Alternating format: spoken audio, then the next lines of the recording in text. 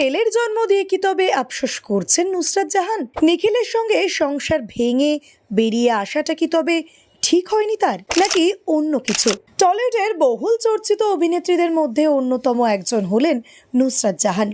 তার বিয়ে, সংসার, এমনকি সন্তান, এসব নিয়ে কম জলঘোলা হয়নি। প্রথমে ব্যবসায়ী নিখিল জৈনকে ভালোবেসে বিয়ে করলেও তারপর অন্তঃসত্ত্বা অবস্থাতেই সেই সম্পর্ক থেকে বেরিয়ে আসেন এবং বলেন তার সন্তানের বাবা অভিনেতা যশ দাশগুপ্ত। এমন কথা শোনার পর নুসরাতের ব্যক্তিগত জীবন নিয়ে কাটা ছেঁড়া চলেছিল বহুদিন। এমনকি তাদের সদ্যজাতকে নিয়েও কম কটাক্ষ করা হয়নি, কম বাঁকা মন্তব্যের শিকার হয়নি তাদের ছেলেও।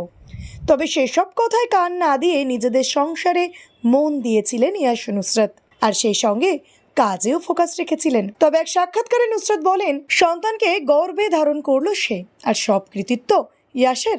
আসলে ইয়াশ নুসরাতের ছেলে যত বড় হচ্ছে ততই তার মুখের সঙ্গে হুবহু মিল পাওয়া যাচ্ছে বাবা ইয়াশের। নেটিজেনদের দাবি ছেলে যেন বাবারই জেরক্স কপি। তাই এক সাক্ষাৎকারে মজার ছলে অভিনেত্রী বলেন সন্তানকে গর্ভে ধারণ করলাম আমি, আর সব কৃতিত্ব বাবার। ভিডিওটি ভালো লেগে থাকলে অবশ্যই লাইক, শেয়ার, সাবস্ক্রাইব করবেন আর কমেন্টে অবশ্যই জানাবেন আপনি কোথা থেকে দেখছেন।